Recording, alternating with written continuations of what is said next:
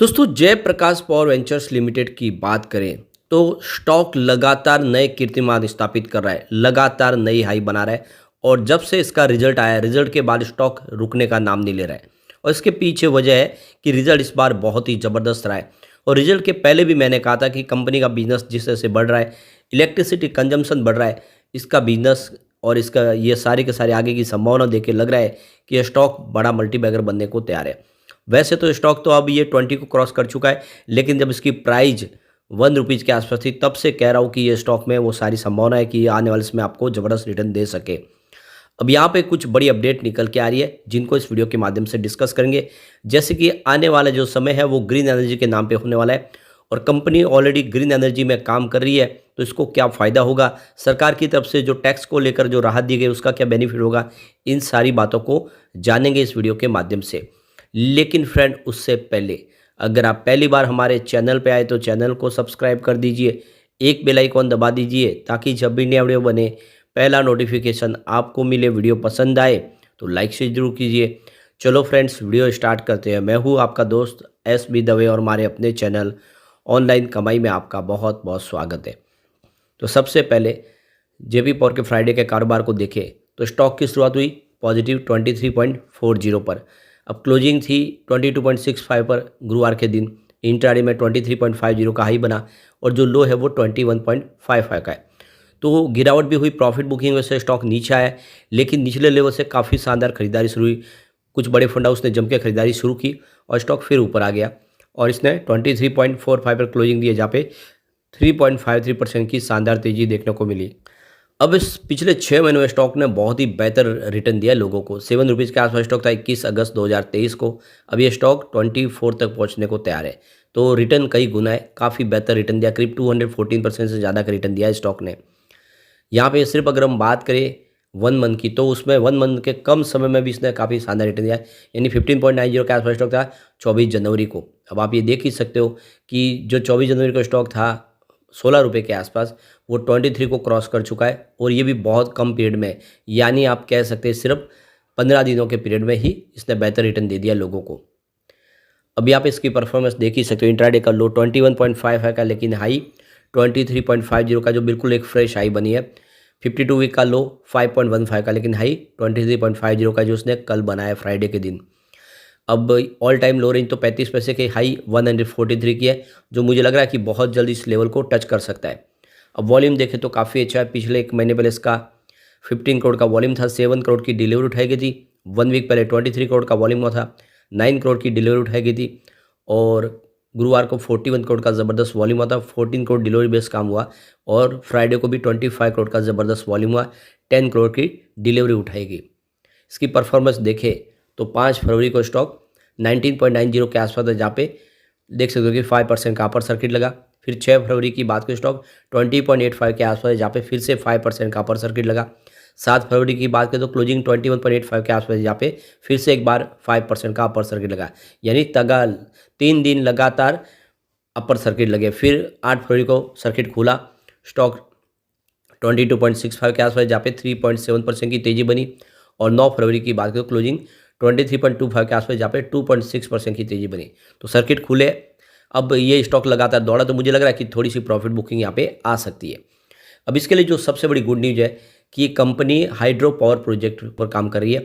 तो hydro power project का मतलब ये कि यह पानी में से जो बिजली का निर्माण किया जाता है, इसको रिन्यूएबल एनर्जी सोर्स कहा जाता है, इसको क्लीन एनर्जी कहा जाता है।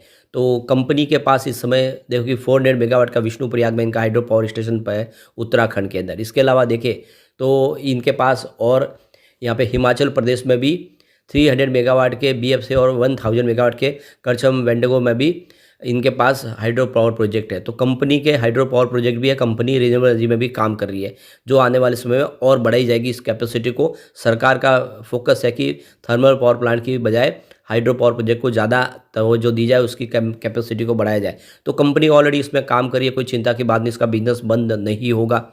और जो दूसरी तरफ देखो, सरकार ने टैक्स में राहत दे दी है। सरकार ने अलग अलग स्टेट से कहा है कि जितने भी इलेक्ट्रिसिटी जनरेशन के सोर्सेज है, चाहे थर्मल पावर प्लांट हो, हाइड्रो पावर प्रोजेक्ट हो, विंड, सोलर या न्यूक्लियर, सबके ऊपर किसी प्रकार के टैक्स न लगाए, अलग से टैक्स या ड्यूटी न लगाए कोई गवर्नमेंट, उसको राहत दी जाए। यानी सरकार चाहती है कि पावर सेक्टर किसी प्रकार की प्रॉब्लम में ना आए। इस समय देखें तो ऑलरेडी बहुत सारे जो पावर कंपनियां लॉस में है, क्योंकि डिस्कॉम उनको समय में पैसे नहीं चुका पा रही। इसके लिए भी सरकार ने बहुत सारे रास्ते निकाल लिए।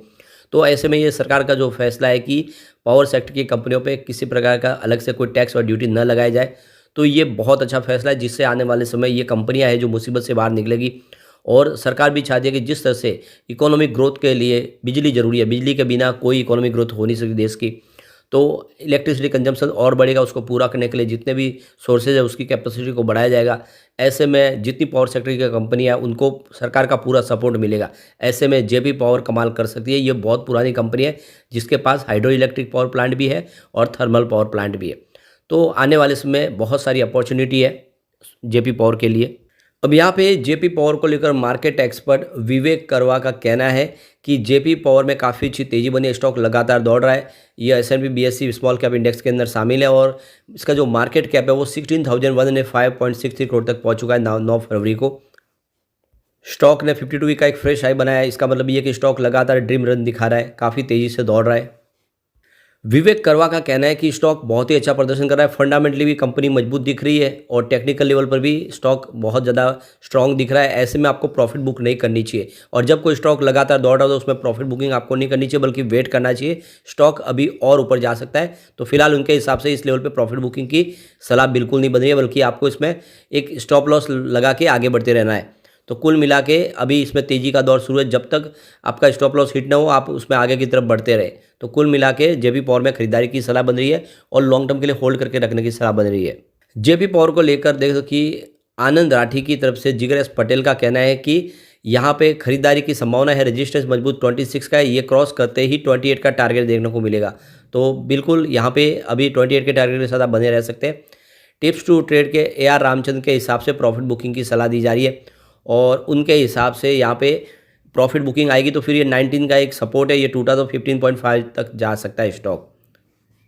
DRS फिनवेस्ट के रवि सिंह का कहना है कि स्टॉक के लिए मेजर सपोर्ट 19 का है और इसका नेक्स्ट रेजिस्टेंस 25 का है। ये क्रॉस किया तो कुछ तेज़ी बनेगी, वरना फिर नीचे आ सकता है। ओवरऑल देखें तो अभी भी इसमें संभावना पॉजिटिव बनी हुई है। नजरिया लॉन्ग टर्म का लेके आपको जेपी पावर में बने रहना चाहिए। अब एक बार हम इसकी परफॉर्मेंस को देखते BSE मिड कैप और पावर इंडेक्स के मुकाबले, तो यहाँ पे देखें पिछले 5 साल में इसने 68% का शानदार रिटर्न दिया है, जबकि BSE मिड कैप में इस दौरान 22% की तेज़ी बनी है। BSE पावर इंडेक्स में 29% की तेज़ी। विनर यहाँ पे आपको जेपी पावर दिखाई देगा। अगर हम 3 ईयर की बात करें तो 107% का ज़बरदस्त रिटर्न दिया जेपी पावर ने, जबकि मिड कैप में 26% की तेज़ी बनी है, पावर इंडेक्स में 42% की तेज़ी है। तो यहाँ पर भी आपको सबसे शानदार रिटर्न जेपी पावर का ही दिखाई देगा। 1 ईयर की बात करें तो 232% का बम्पर रिटर्न दिया है जेपी पावर ने, जबकि BSE मिड कैप में 59% की तेज़ी बनी है, BSE पावर इंडेक्स में 82% की तेज़ी है। तो सबसे शानदार रिटर्न बिल्कुल जेपी पावर का है। 3 मंथ की बात करें तो जेपी पावर ने 67% का ज़बरदस्त रिटर्न दिया है, जबकि मिड कैप में 21% की तेज़ी बनी है और BSE पावर इंडेक्स में 43% की तेज़ी बनी है। तो 3 मंथ के हिसाब से भी विनर यहाँ पर जेपी पावर ही है। अगर हम बात करें 1 मंथ की तो जेपी पावर ने 37% का शानदार रिटर्न दिया है, जबकि BSE मिड कैप में इस दौरान 5% की तेज़ी बनी है, पावर इंडेक्स में 7% की तेज़ी बनी है। तो बहुत ही ज़बरदस्त और जानदार रिटर्न है जेपी पावर का। ईयर टू डेट के हिसाब से जेपी पावर ने 66% का बम्पर रिटर्न दिया है, जबकि इस दौरान BSE मिड कैप में मात्र 7% की तेज़ी बनी है और पावर इंडेक्स ने 11% की तेज़ी बताई है। तो कुल मिला के देख सकते हो कि जेपी पावर लगातार दौड़ रहा है और आने वाले समय ये कई कीर्तिमान स्थापित कर सकता है। बीच बीच में प्रॉफिट बुकिंग जरूर आएगी। अगर आप शॉर्ट टर्म इन्वेस्टर तो प्रॉफिट बुक कर सकते हैं, लॉन्ग टर्म इन्वेस्टर बने रहे। मुझे लग रहा है कि आने वाले कुछ समय में, यानी अगर आप इसको होल्ड कर ले, अगर आपको कम से कम 6 महीने के लिए या साल भर के लिए, तो ये आपको आराम से 50 का टारगेट दिखा सकता है। और अगर आपका नजरिया कम से कम 3 से 5 साल का है तो ये आने वाले समय आपको आराम से 200 का टारगेट दिखा सकता है। तो कुल मिला के लॉन्ग टर्म का नजरिया लेके निवेश करना चाहिए, आने वाले समय ये आपको मालामाल कर देगा। लेकिन फ्रेंड, कोई भी इन्वेस्टमेंट करने से पहले अपने फाइनेंशियल एडवाइजर से बड़े ले ले या अपना खुद का रिसर्च करें, क्योंकि मैंने वीडियो आपके एजुकेशनल पर्पज़ के लिए ही बनाया। वीडियो पसंद आए तो लाइक से जरूर कीजिए और चैनल को सब्सक्राइब कर दीजिए। Thank you friends.